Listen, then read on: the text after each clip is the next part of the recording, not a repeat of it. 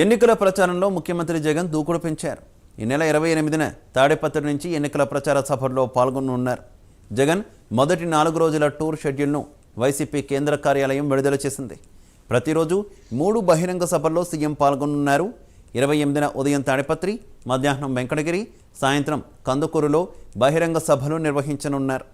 29న Chodavaram, P Gannavaram, Ponnuru, 30న Kondepi, Mydukur, Pileru, మే 1న బొబ్బిలి, పాయక్రావుపేట, ఏలూరులో జరిగే సభలకు సీఎం జగన్ హాజరు కానున్నారు.